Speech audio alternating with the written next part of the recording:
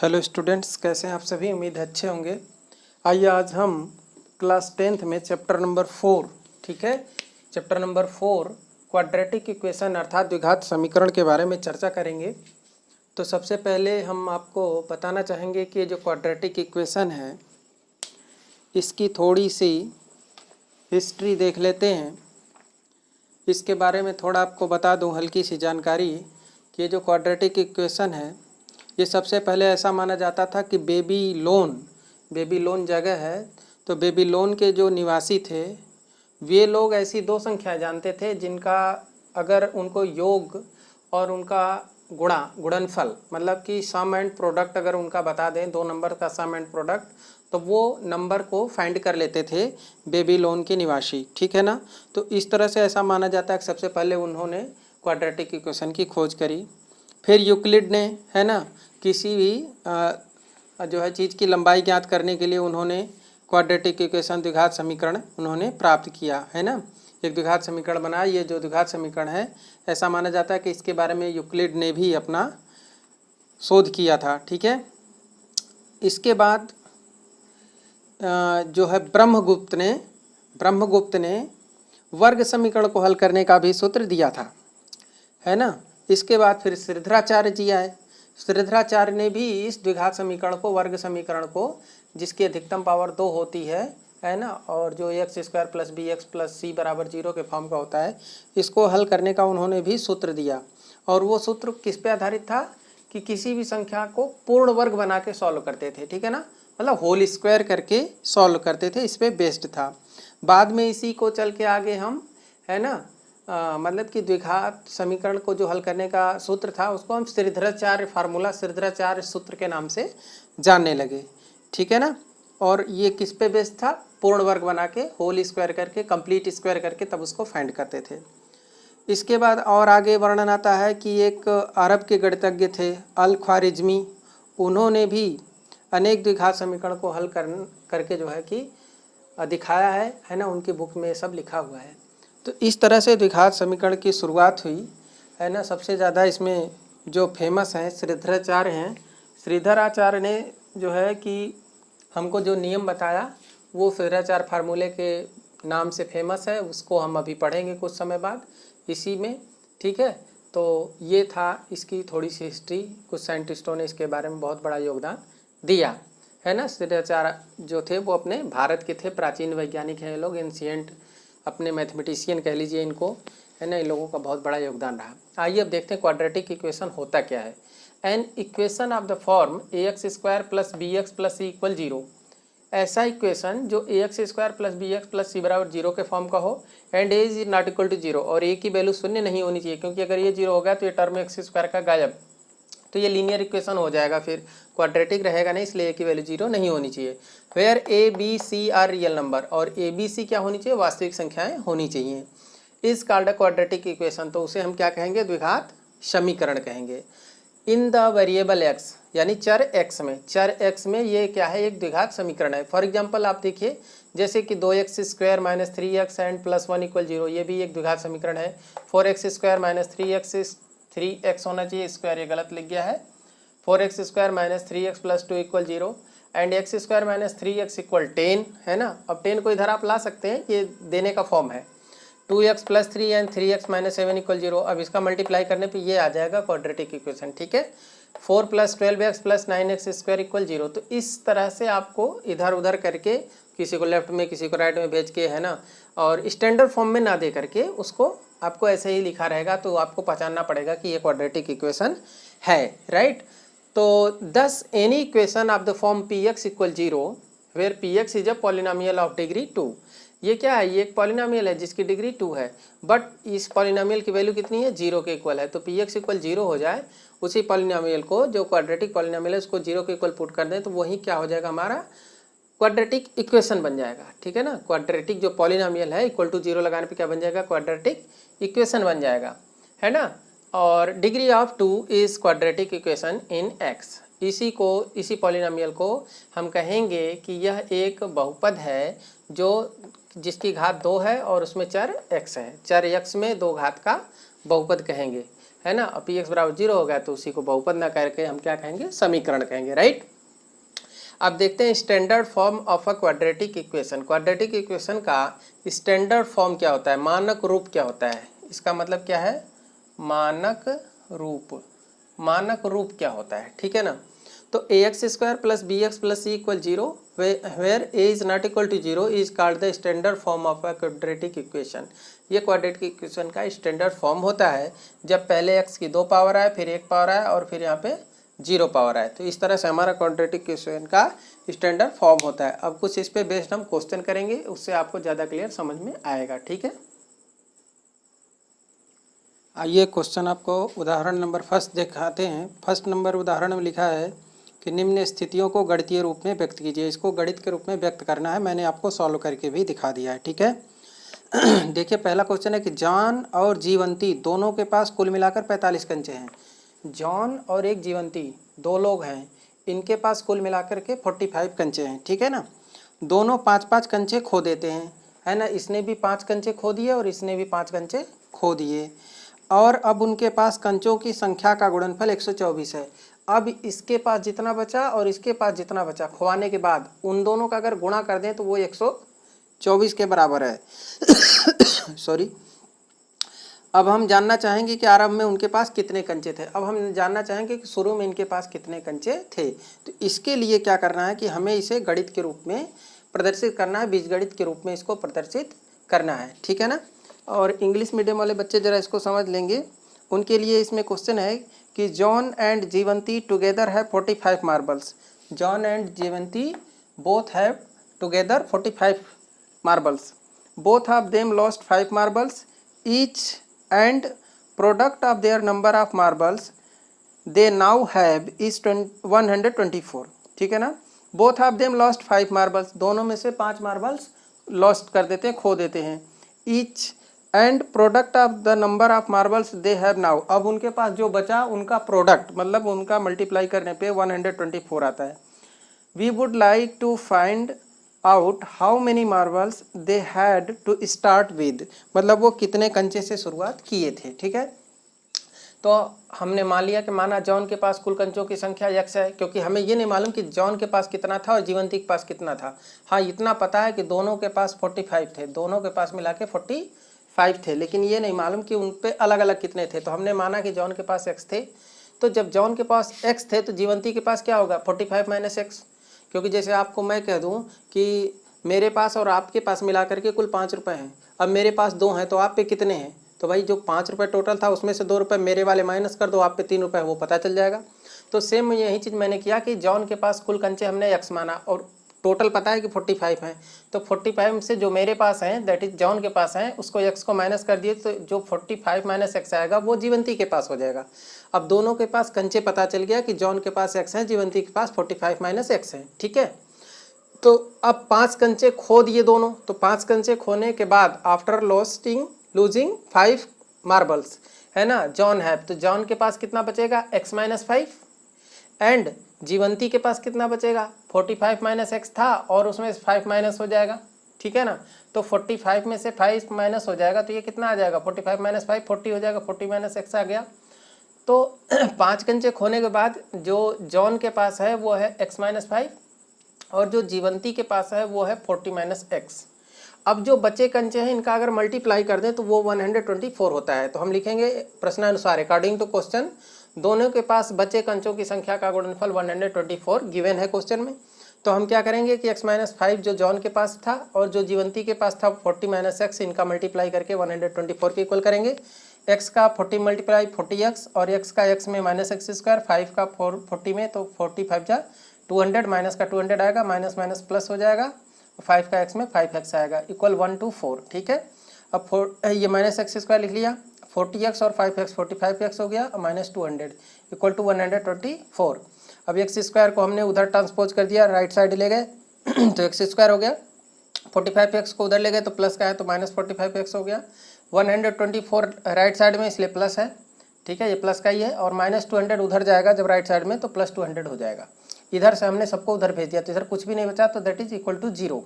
अभी x square हो गया माइनस 45x हो गया, 124 एंड 200 200 344 24 सॉरी 324, तो x square minus 45x plus 324 ये हमारा इक्वल टू 0, ये हमारा क्या बन गया, यही हमारा गणितीय रूप में निरूपण हो गया। बस इतना ही आपको आंसर करना था, ठीक है ना। बीजगणितीय रूप में दिखाना था उसको, मतलब हल करके क्या लिखना था उसको मैथमेटिकल सिचुएशन में दिखाना था। तो ये हमारा मैथमेटिकल सिचुएशन आ गया, बट हम आपको सॉल्व करके दिखाएंगे कि उन पे कंचे कितने थे, मार्बल्स कितने थे। अब आगे क्या करेंगे, इसका आप फैक्टर कर लेंगे, क्योंकि ये किस फॉर्म में आ गया, ए एक्स स्क्वायर, ये कौन से फॉर्म में आ गया, इस फॉर्म में आ गया a x square plus B x plus C equal 0, है ना, यही तो आ गया एक्स स्क्वायर माइनस 45x और प्लस 324 इक्वल टू 0। तो इस टाइप का जब इक्वेशन दिया रहता है, जब वो हमारे पास वो होता है कोई हमारे पास बहुपद होता है ना, कोई पॉलिनोमियल होता है, तो उसका फैक्टर करना हम जानते हैं, क्वाड्रेटिक पॉलिनोमियल का फैक्टर करना जानते हैं। तो हमने फैक्टर किया, कैसे किया कि हमारा लास्ट में है 324, तो हमने 324 लिखा, है ना, उसको कट करा, 2 से पहले करा, 2 1 जा 2 आ जाएगा, 2 6 जा 12, 2 2 जा 4, फिर 2 से करिए, 2 8 जा 16, 2 1 जा, फिर क्या करेंगे आप 3 से करेंगे, 3 2 जा 6, 3 7 जा, फिर 2 से करिए, 3 से करिए, 3 9 जा 27, फिर 3 से करिए, 3 3 जा 9, फिर 3 से करिए, 3 1 जा 3, तो ये आपका 3, ये भी 3, कितना आ जाएगा। तो अब देखिए आपको कैसे लाएंगे, तो 3 3 जा 9 कर लीजिए, और 2 2 जा 4, 4 3 जा 12, 12 3 जा 36, ठीक है ना, 36 और ये 9, तो 36 और प्लस 9 करेंगे तो कितना आ जाएगा, 9 6 15 5 हासिल 1 और 3 1 4 45 आ गया, ठीक है ना। तो हमें 45 ही लाना था, बीच का टर्म 45 है, वहीं 45 लाना था। तो अब हम मिडिल टर्म को स्प्लिट कर देंगे 45 को, कैसे, एक्स स्क्वायर लिखेंगे माइनस, यहाँ पे क्या लिखेंगे 36 प्लस 9, क्योंकि ये मिलके 45 हो जाएगा, इंटू एक्स प्लस 36 इंटू 9 लिख देंगे, कहाँ पे 324 की जगह पे, इक्वल टू 0। अब ये एक्स स्क्वायर हो गया माइनस 36x हो जाएगा, और ये माइनस का इस प्लस में माइनस आ जाएगा, प्लस माइनस माइनस 9x और प्लस 36 इंटू 9 इक्वल टू 0। फिर यहाँ पे x कॉमन ले लेंगे तो x आएगा, यहाँ पे x बचा और यहाँ पे 36 बचा, ये हो गया, इन दोनों में माइनस 9 कॉमन लेंगे, है ना, तो जब 9 माइनस कर लेंगे तो यहाँ पे x बचेगा और यहाँ प्लस का माइनस हो जाएगा 36। अब x माइनस 36 आपको यहाँ भी दिख रहा है, x माइनस 36 यहाँ दिख रहा है, तो आप इसको कॉमन ले लीजिए, फिर यहाँ पे x माइनस 9 बचेगा, ये हो गया x माइनस 9 इक्वल टू 0, ठीक है। तो x माइनस 36 इक्वल जब 0 पुट करेंगे तो x की वैल्यू 36 आ गई, फिर x माइनस 9 इक्वल 0 पुट करेंगे तो x की वैल्यू 9 आ गई। तो यहाँ पे दो वैल्यूज आ गई, दोनों पॉजिटिव है, इसलिए दोनों पॉसिबल है। तो यहाँ पे जॉन के पास कंचों की संख्या कितनी हो सकती है, 36 हो सकती है, 36, और तो जीवंती के पास कितनी होगी 45 माइनस एक्स दैट इज 36, तो 45 में 36 घटाएंगे तो कितनी आएगी 9 आएगी, है ना, तो 9 हो जाएगी। इसके पास कितनी होगी 36, है ना, देखिए जॉन के पास कंचों की संख्या 36 हो जाएगी, जीवंती के पास क्या हो जाएगी 9। अगर आप इसको केयर लेते हैं कि जॉन के पास 9 कंचे थे, तो अगर इस पे 9 थे तो जीवंती के पास 45 माइनस 9, तो 45 में से 9 माइनस करेंगे तो क्या आ जाएगा 36 आ जाएगा, ठीक है ना। तो जॉन के पास या तो 36 होगा या 9 होगा। अगर जॉन पे 36 होगा तो जीवंती पे 9 होगा, और जॉन पे 9 होगा तो जीवंती पे 36 होगा, क्योंकि दोनों मिला के 45 हो रहे हैं, ठीक है ना।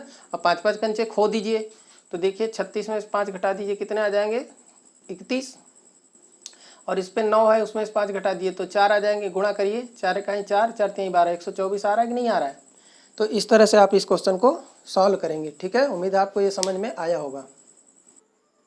देखिए अगला क्वेश्चन है कि एक कुटीर उद्योग एक दिन में कुछ खिलौने निर्मित करता है। कोई कुटीर उद्योग है ना, छोटा सा इंडस्ट्री है, वो कुछ खिलौने निर्मित करता है, और प्रत्येक खिलौने का मूल्य रुपए में 55 में से एक दिन में निर्मित किए गए खिलौनों की संख्या को घटाने से प्राप्त संख्या के बराबर है। एक कुटीर उद्योग एक दिन में कुछ खिलौने निर्मित करता है, तो हमें मालूम नहीं कितने करता है, तो हमने क्या मान लिया कि यक्स खिलौने निर्मित करता है, यक्स खिलौने निर्मित करता है। अब कह रहा है प्रत्येक खिलौने का मूल्य, तो हमने लिखा कि किसी एक दिन निर्मित किसी एक खिलौने का निर्माण मूल्य, प्रत्येक खिलौने का मतलब एक खिलौने का निर्माण मूल्य कितना होगा। तो इसमें दे रखा है कि 55 में से एक दिन में निर्माण किए गए खिलौनों की संख्या को घटाने पर, 55 में से एक दिन में निर्मित कितना कुल खिलौनों की संख्या x, उसको घटाने पर प्राप्त संख्या के बराबर। अब जो 55 माइनस एक्स आया, यही हमारा क्या है, एक दिन में निर्मित किसी खिलौने की लागत है, ये लागत है, 55 माइनस एक्स लागत है, और एक दिन में कितने खिलौने निर्मित होते हैं वो हमने x माना है, ठीक है। अब कह रहा है किसी एक दिन में कुल निर्माण लागत, एक दिन में कुल निर्माण लागत, मतलब कुल खिलौने में कितने पैसे लगे, तो उस दिन निर्मित कुल खिलौनों का कुल निर्माण मूल्य कितना होगा भाई। एक खिलौने का मूल्य 55 माइनस एक्स है और एक्स खिलौने आए, ठीक है ना, तो दोनों का मल्टीप्लाई करना पड़ेगा, ठीक है, तो वो कुल निर्माण लागत आ जाएगी। तो 55 माइनस एक्स में हमने एक्स का मल्टीप्लाई किया। आगे देखिए, तो प्रश्नानुसार यही लिख देंगे कि किसी एक दिन की कुल निर्माण लागत 750 है, तो 55 माइनस एक्स लागत है एक खिलौने की, एक्स खिलौने हैं तो इसका मल्टीप्लाई किया, 750 के इक्वल कर लिया, तो 55 x minus x square equal 750, फिर ये एक्स स्क्वायर इधर भेज दिया, 55 को इधर भेजा, माइनस 55 एक्स हो गया, और प्लस 750 हाई है तो प्लस 750 इक्वल टू 0। तो ये हमारा क्वाड्रेटिक इक्वेशन बन जाएगा। आपको इतना ही करना है, क्वेश्चन में ही दे रखा है कि मैथमेटिकली आप रिप्रेजेंट कर दीजिए, तो बस आपका यहीं पे आंसर हो गया। लेकिन हमने आपको और भी आगे सॉल्व करके दिखाया है।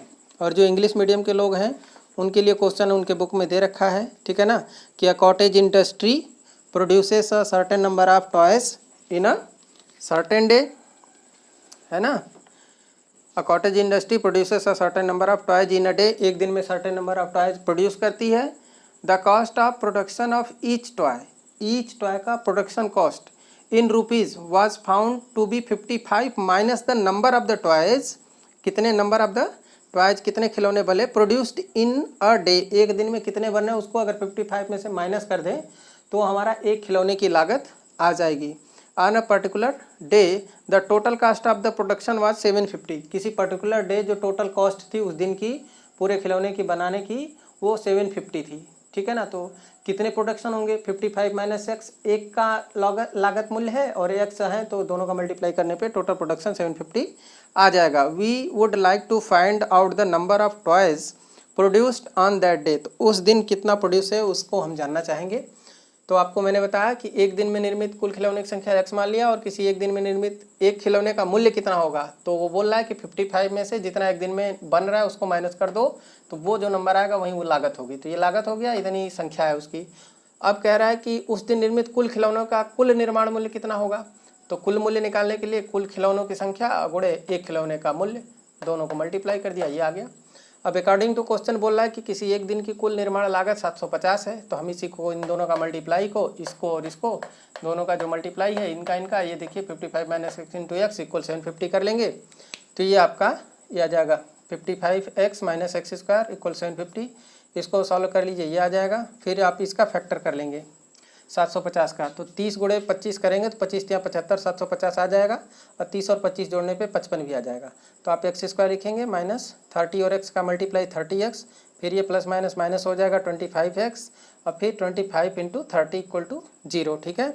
अब इनमें एक्स कॉमन है तो एक्स कॉमन लिया तो एक्स माइनस 30 आ गया। यहाँ पे आप 25 कॉमन ले लेंगे तो यहाँ भी क्या आ जाएगा, माइनस 25 कॉमन लेंगे तो यहाँ पे एक्स बचेगा और यहाँ माइनस 30 हो जाएगा। तो इस तरह से आप एक्स माइनस 30 देख रहे हैं, दोनों में कॉमन आ जाएगा। तो अब एक्स माइनस 30 को जब कॉमन लेंगे तो एक्स माइनस 25 दूसरे में बचेगा, एक्स माइनस 30 लिया तो उधर एक्स और इधर माइनस 25, तो एक्स माइनस 25 ये आपका फैक्टर हो गया equal to 0। X minus 30 equal 0 put करेंगे तो एक्स की वैल्यू 30 आएगी, एक्स माइनस 25 की वैल्यू 0 पुट करेंगे तो एक्स की वैल्यू 25 आएगी।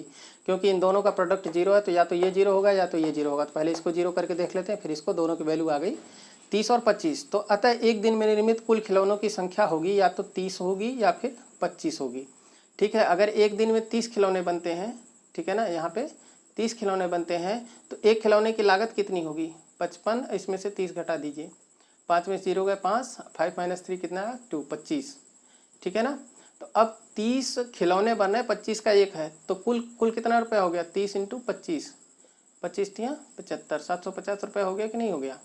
या फिर आप ये मानिए कि एक दिन में 25 बन रहे हैं, 30 नहीं कितने 25 खिलौने बन रहे हैं, 25 एक दिन में, ठीक है ना, एक दिन में 25 बना है। और लागत कितनी हो जाएगी 55 माइनस 25, 5 में 5 गए 0, 5 में 2 गए 3, 30 रुपये लागत हो गई, 30 रुपये लागत हो गई कितने की, एक खिलौने की। तो कुल लागत कितनी आ गई, अब 25 एक दिन में 25 बने, 30 एक का दाम है तो 25 या 75, 750, ठीक है ना। तो ये भी आपका 750 रुपये आ गया। तो इस तरह से आप इस क्वेश्चन को भी समझ गए होंगे, ठीक है। तो उम्मीद है आपको आज का ये द्विघात समीकरण शुरुआत हुई है तो ये सब समझ में आया होगा, और इसके आगे का आगे हम अगली वीडियो में देखेंगे, और इसकी पहली एक्सरसाइज 4.1 होगी, उसे भी शुरू करेंगे। बने रहिए मेरे साथ, इस तरह से आपको समझाते रहेंगे। वीडियो को लाइक कीजिएगा, सब्सक्राइब कीजिएगा, लोगों के साथ शेयर कीजिएगा, बेल आइकन को प्रेस करना मत भूलिएगा, जिससे आपको नोटिफिकेशन तुरंत मिल जाए। थैंक्स अलॉट, बहुत बहुत धन्यवाद आप सभी लोगों का वीडियो को देखने के लिए।